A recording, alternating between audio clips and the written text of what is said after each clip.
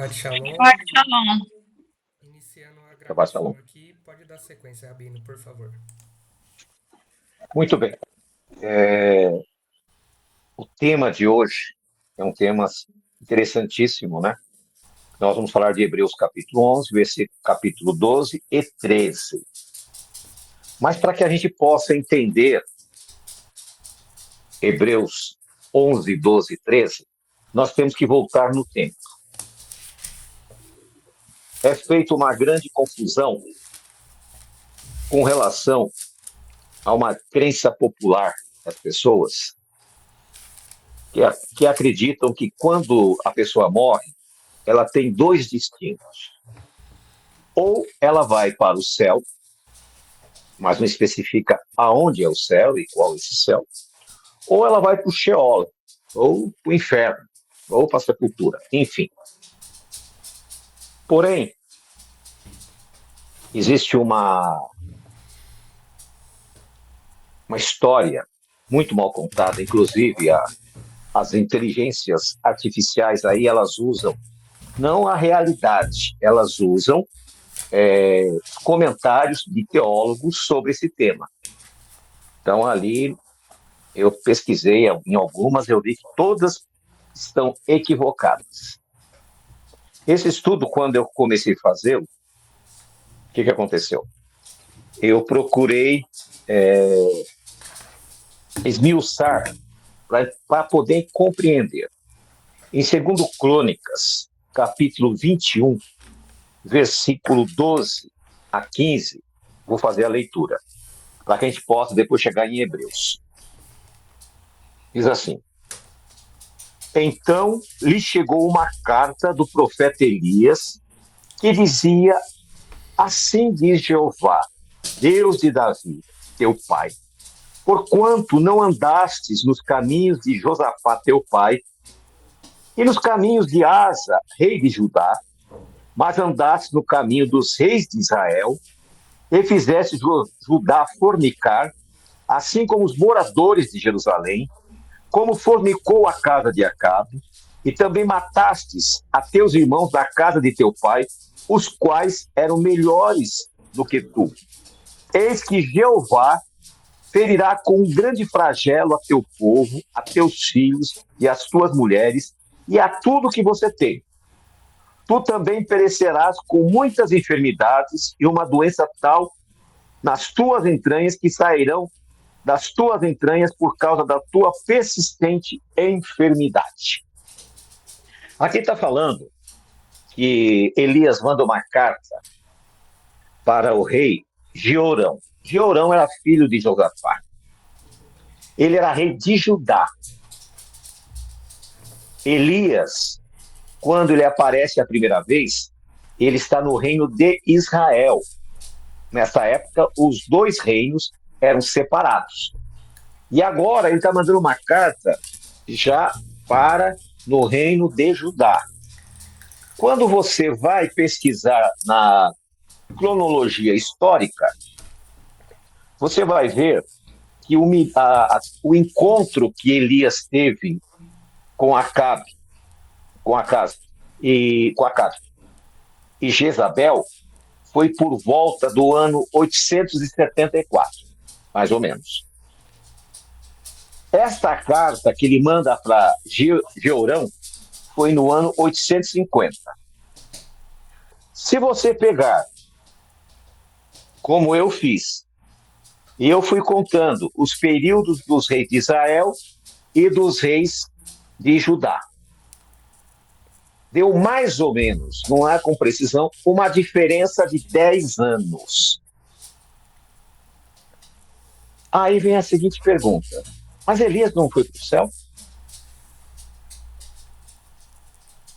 Quando você compra algum material para as crianças, as histórias bíblicas, você vai ver que nas ilustrações eles colocam Elias numa carruagem de fogo, subindo.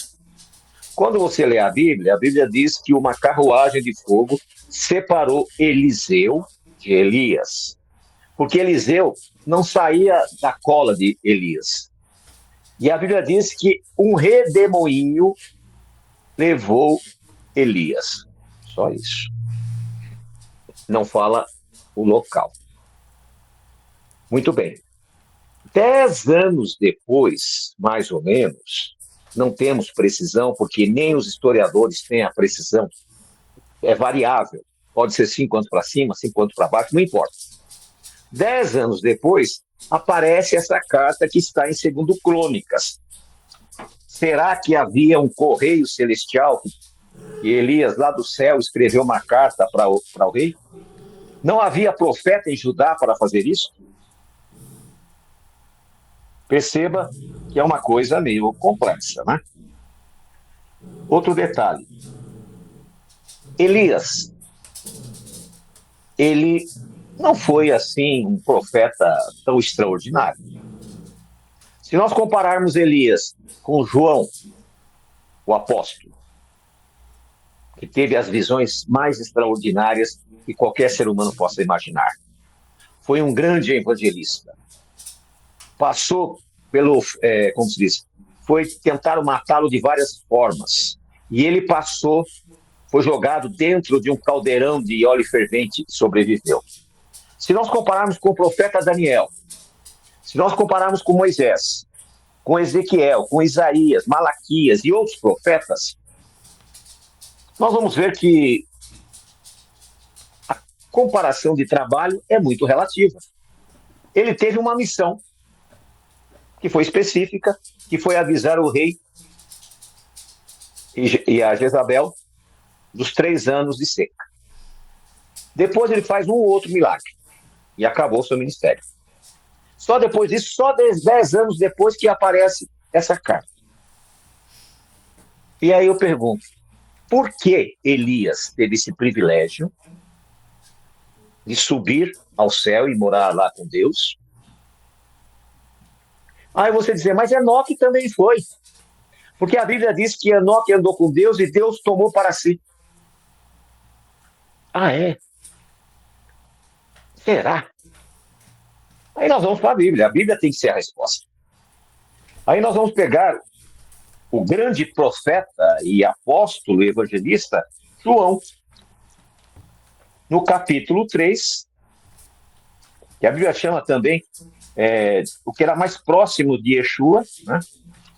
O discípulo amado.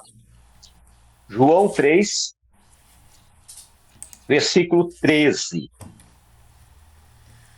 Ninguém subiu ao céu, senão o que desceu do céu, o Filho do Homem. Agora Yeshua diz, ninguém subiu ao céu, a não ser o que de lá desceu, o Filho do Homem. E aí surge a pergunta, peraí, mas Elias não foi para o céu? Enoque não foi para o céu? São perguntas que têm que ter uma resposta. E quem tem que responder para nós não sou eu, não é você, não são os teólogos, mas é a própria palavra de Deus. E agora nós vamos ver. Como eu estava falando antes do início, uma profetisa aí de uma organização religiosa diz que uma visão que ela teve, naquela visão ela vai ter ali, ela viu a Cidade Santa e os remidos, que eram milhões e milhões de pessoas, numa grande fila para entrar na Cidade Santa. E o primeiro casal estava ali, eram os primeiros, Adão e Eva. Eram homens enormes. Me parece que me parece, não lembro, essa parte esqueci. Eles tinham mais ou menos uns 4 metros de altura. E eles olham para trás e vê a decadência do homem, a queda. Mas ela vê que os primeiros a serem salvos e entrar na cidade é Adão e Eva. Agora vamos para a Bíblia, vamos ver o que a Bíblia fala. Hebreus capítulo 11. Ora, a fé é a firme segurança da realidade esperada. É a prova convincente do que não se vê. Então, o que é a fé? É uma segurança que nós temos, uma realidade que esperamos. e é uma prova convincente daquilo que nós não vemos. A fé é muito semelhante ao ar. Nós sabemos que existe. Sabemos que sem ele nós não vamos sobreviver. Mas nós não sentimos ele, não percebemos, não conseguimos pegar na mão. E a fé é algo parecido com isso. Porque por ela, pela fé, os antigos alcançaram bom testemunho. Eles não foram para lugar nenhum. Bom testemunho. Pela fé, entendemos que o universo foi inteiramente organizado pela palavra de Deus, de modo que aquilo que se vê não foi feito das coisas visíveis. Então, há 2000 anos atrás, o autor de Hebreus, ele fala sobre a criação do universo, né? Que ele foi feito do nada, de algo que não se vê, de coisas invisíveis. Aí no versículo 4, né, começa a falar dos heróis da fé. O primeiro da lista, que foi o grande herói, que foi salvo, está aqui. Pela fé, Abel ofereceu a Deus um sacrifício mais excelente do que Caim. Ou seja, o gesto de levar uma oferta para Deus, as primícias, deu a ele a oportunidade de ser o primeiro ser humano a ser salvo. E a seu irmão Caim, a perdição. Pelo qual alcançou testemunho de que era justo, dando Deus testemunho sobre suas ofertas. E por ela, depois de morto, ainda fala. Ou seja, 6.000 anos depois, nós estamos falando do quê? Da oferta de Abel e de ser um homem justo. Percebam que uma coisa insignificante, que hoje é ignorado pela maioria das pessoas, para ele foi fundamental para ser salvo. Pela fé, Enoque foi transladado para não ver a morte. E não foi achado porque Deus o transladou. E antes da sua transladação, teve testemunho de haver agradado a Deus. Nós temos aqui o primeiro caso de arrebatamento. Como Elias foi arrebatado, nós temos esse primeiro caso que é Enoque. Aí você diz, tá vendo? Você falou que ninguém foi para o céu, mas peraí. Vamos ver se realmente ele foi para o céu ou que tipo de translado que é esse. Continuando. Sem fé é impossível agradar a Deus, porque é necessário que aquele que se aproxima de Deus creia que ele existe e que é galardoador do que os buscam. Isso serve para todos vocês aqui. Com exceção de alguns que eu não conheço, não tenho me relacionado, a não ser nas reuniões aqui. Aqueles que mais eu tenho contato, olha Deus falando com você aí, meu irmão. Sem fé é impossível agradar a Deus. Quando demonstramos a nossa fraqueza de fé, nós desagradamos a Deus. E as bênçãos são retidas.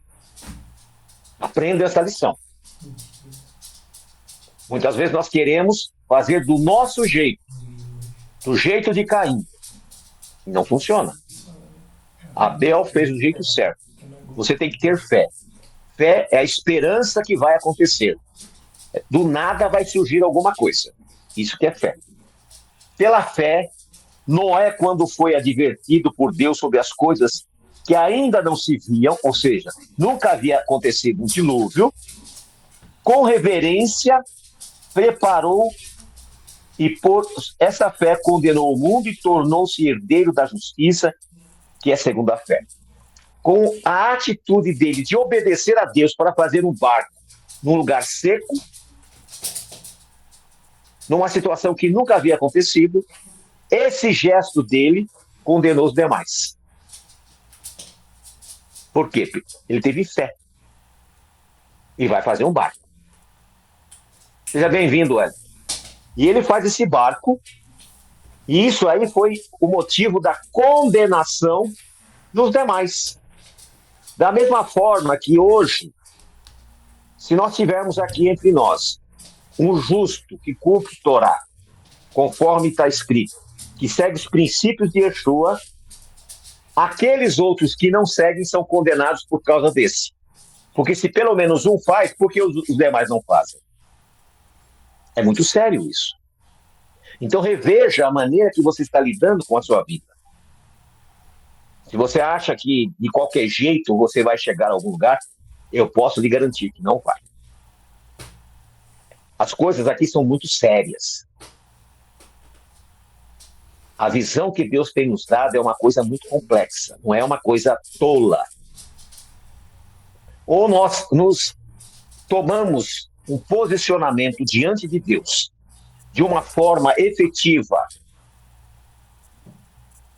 como esses heróis da fé foram, ou eu tenho uma péssima notícia para vocês. Pesado nós seremos, e provavelmente achado em falta. Mas continuando. No versículo 8. Pela fé, Abraão, sendo chamado, obedeceu, indo para um lugar que havia de receber como herança, e saiu sem saber para onde iria. Aqui é outro detalhe. Noé construiu um barco sem saber o que ia acontecer, num lugar que não tinha rio, não tinha mar. Abraão vai para um lugar que ele não fazia a mínima ideia. Agora pegar a família, pegar a esposa, pegar os sobrinhos, pegar os trabalhadores e se embrenhar num deserto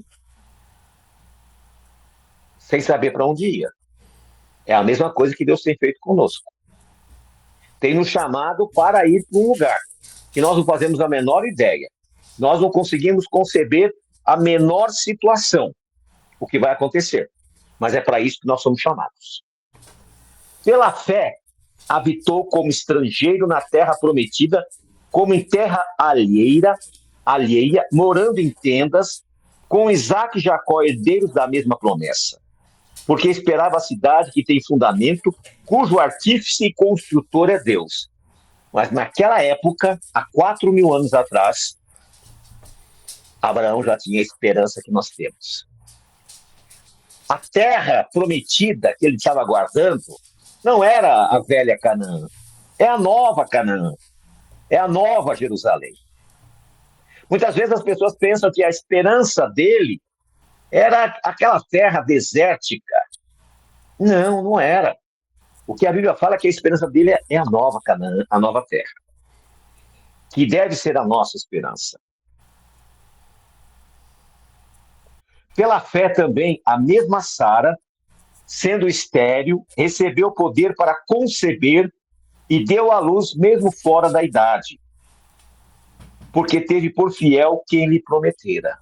Ela acreditou em Yeshua quando ele prometeu que em 1 ano ela seria mãe. Aí vem a pergunta, 1 ano? Não é 9 meses? Deus se antecipou 3 meses antes, daqui 1 ano, eu vou voltar e você vai estar com o bebê no colo. Tá? Pelo que também de esse já amortecido, quando isso descendeu uma multidão como estrelas do céu e tão inumerável como as areias que está na beira do mar. Aí talvez você possa dizer, mas como assim? Os judeus hoje é menos de 1% da humanidade. Os judeus. Mas os israelitas são milhões e milhões. Há uma estimativa que só no Brasil são mais de 100 milhões de descendentes de Abraão. Então, a quantidade é gigantesca. E veio de um homem e uma mulher velha, estéril, mas ela confiou na promessa. E ela recebeu a dádiva de ser uma mãe de multidões. Conforme a fé, agora que vem o interessante, versículo 13. Presta bem atenção. Quem estiver prestando atenção, olha aqui. Conforme a fé, morreram todos estes sem receber a promessa, Mas vendo-as de longe e crendo nela e saudando-a e confessando que eram estrangeiros e peregrinos sobre a terra. Em João 3,13, ninguém subiu ao céu, a não ser aquele que de lá desceu. E aqui diz, todos eles, e dá a relação. Agora, um detalhe. Vocês perceberam que Adão e Eva não estão na contagem? Que Caim também não está? Porque eles não foram salvos. Começa a contar a partir de Abel. E todos eles, inclusive Enoque, morreu sem receber a promessa. Aí você diz, mas por que ele fala que ele foi transladado? Não foi transladado. Para não ver a morte. Aqueles que acreditam no que está escrito e não nas fábulas, acreditam que os descendentes de Caim queriam matar Enoque. E Deus tirou ele de um lugar e colocou no outro. Da mesma forma que, se você lê os evangelhos, que provavelmente você não percebeu, algumas vezes Yeshua foi transladado de um lado para outro para não ser morto. Lá em Nazaré, eles iam jogá-lo no precipício e ele sumiu, ele foi transladado. Quando aquele general que a Bíblia traduz, etíope, que a Bíblia traduz como eunuco, estava estudando o livro de Isaías, Filipe foi levado, transladado até ele, de uma distância gigantesca, instantaneamente. Ou seja, Enoque, não é que ele foi, Deus tomou para si. O que Deus fez aí? Tomou sim, pegou ele daqui, os ímpios queriam matá-lo e levou para outro lugar. E depois ele morreu, como todas as pessoas morrem. Aí você diz, mas aí você não leu Elias? Vamos continuar. Porque os que dizem isso claramente dão a entender que buscam uma pátria, pois se lembrasses daqueles que, onde saíram, certamente teriam tempo de voltar. Mas aspiram a uma melhor, isto é, a pátria celestial, pelo que Deus não se envergonha deles e de ser chamado Deus deles, pois lhes preparou a cidade. Ou seja, tudo que a humanidade, aquelas pessoas que foram salvas, elas estão sendo reservadas para a cidade de Deus, para a eternidade, e não para um lugar temporal. Aí vem, pela fé, Abraão, quando foi provado, ofereceu Isaque, e aquele que receberá as promessas ofereceu seu unigênito. Havendo Deus dito, em Isaque será chamada a tua descendência. Por quê? Porque o primogênito dele era Ismael, mas o filho da promessa era Isaque. Deus não disse que Ismael seria o descendente. Considerando que Deus é poderoso para levantar até dentre os mortos, de onde supostamente também lhe tornou a receber.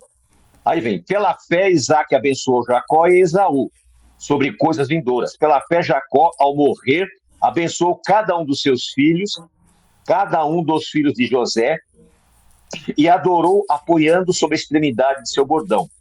Pela fé, José, ao morrer, mencionou a saída dos filhos de Israel e deu ordens a respeito dos seus ossos. Moisés, quando nasceu, foi escondido por seus pais durante 3 meses, porque viram que o menino era formoso e não temeram o decreto do rei. Pela fé, Moisés, quando já adulto, rejeitou ser chamado filho do filho de Faraó, preferindo ser maltratado com o povo de Deus a gozar dos deleites temporários do pecado, tendo por maiores riqueza o vitupério de Cristo que os tesouros dos egípcios, porque tinha em vista o galardão. Pela fé abandonou o Egito sem temer a fúria do rei, porque se manteve firme como quem vê aquele que é invisível. Pela fé celebrou a Páscoa, a aspersão do sangue, para o exterminador dos primogênitos não lhe tocasse. Pela fé passaram pelo Mar Vermelho, como por terra, tentando os egípcios fazer o mesmo, e foram afogados. Pela fé caiu os muros de Jericó. Pela fé, Raabe, a prostituta, não pereceu juntamente com os desobedientes, tendo recebido os espias de paz. E o que mais direi? Aí vem uma interrogação. Porque pela porque me faltaria tempo para contar de Gideão, de Baraque, de Sansão, de Jefité, de Davi, assim como de Samuel e dos profetas. Ou seja, aqui se inclui Elias pela fé. Porém, nenhum deles alcançou a recompensa.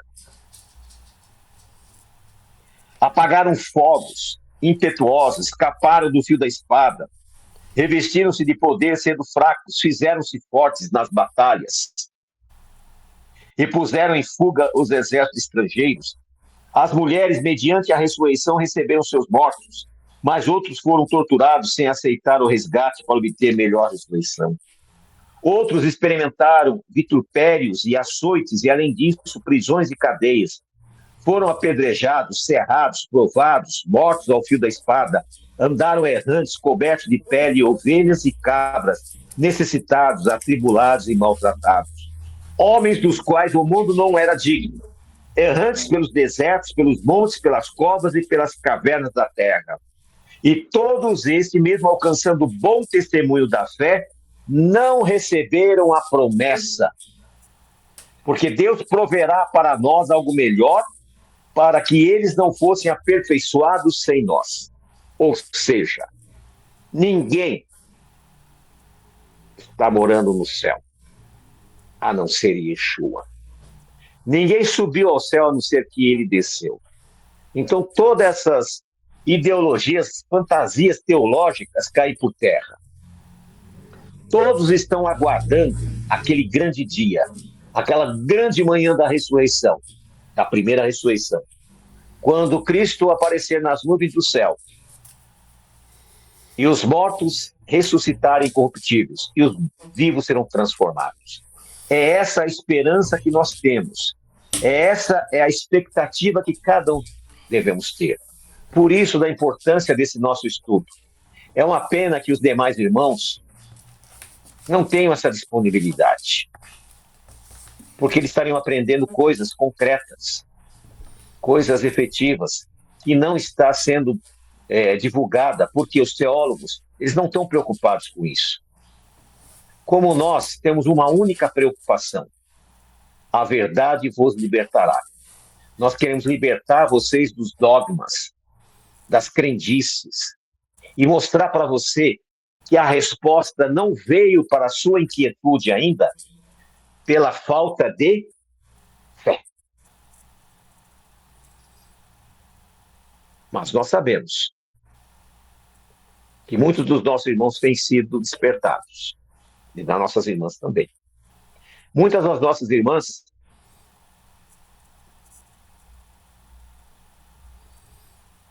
não, isso não tem nada a ver.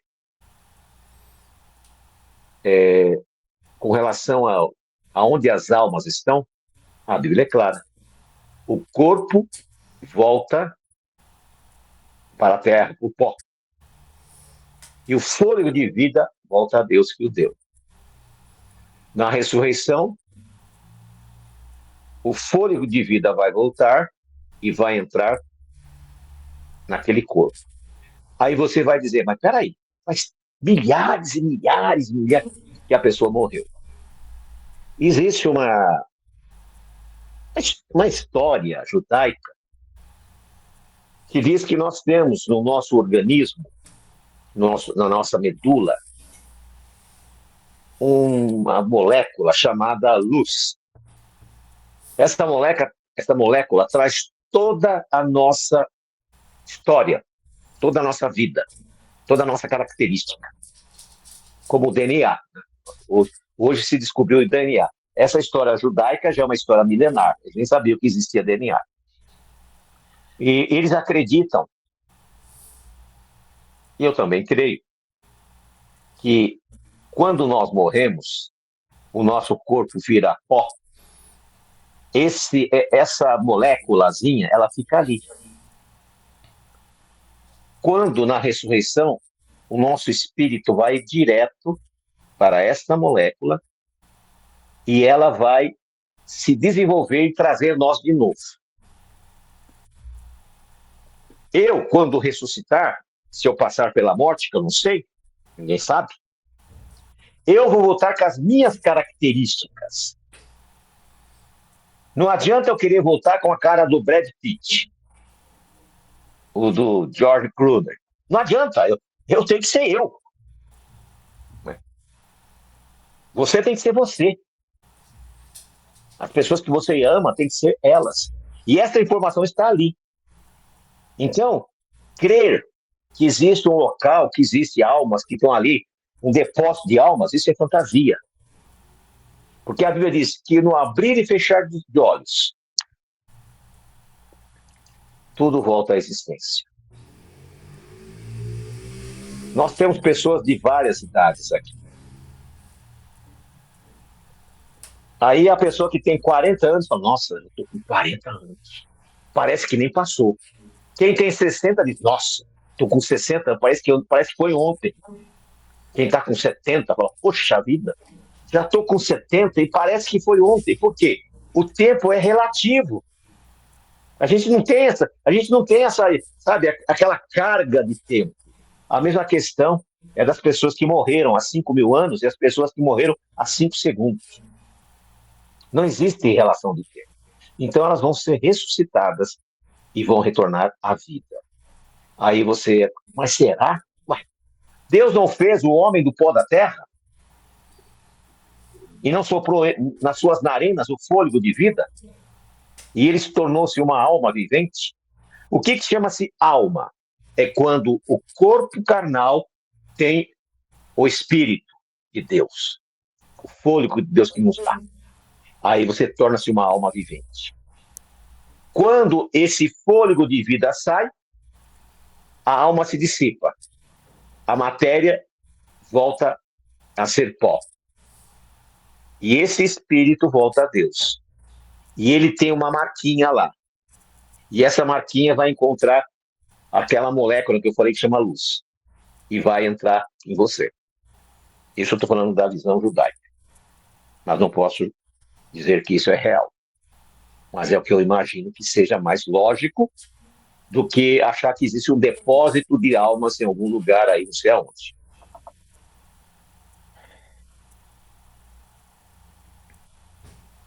Então nós percebemos que nós temos que ter uma compreensão efetiva da verdade. Eu pensei que eu ia conseguir fazer o capítulo 12 e 13, não vou conseguir por causa do horário, eu quero deixar um pouquinho para que os irmãos possam comentar. Então, a Bíblia nos mostra, quem chegou depois, assista o vídeo, ou ouça, né, o vídeo, que ali eu explico claramente que a história de Elias, a história de Enoque, aquelas fantasias do livro de Enoque, não sei o quê, nada daquilo é real. Tá? Ninguém subiu ao céu. A não ser, ou seja, ninguém recebeu o prêmio que lhe é devido. Somente na manhã da ressurreição. Eu agradeço aos irmãos que participaram, peço ao irmão Danilo que encerre o vídeo, e aí vamos conversar um pouquinho, se os irmãos quiserem fazer alguma pergunta, para que a gente possa esclarecer, mas já fora do vídeo. Por favor, irmão Danilo.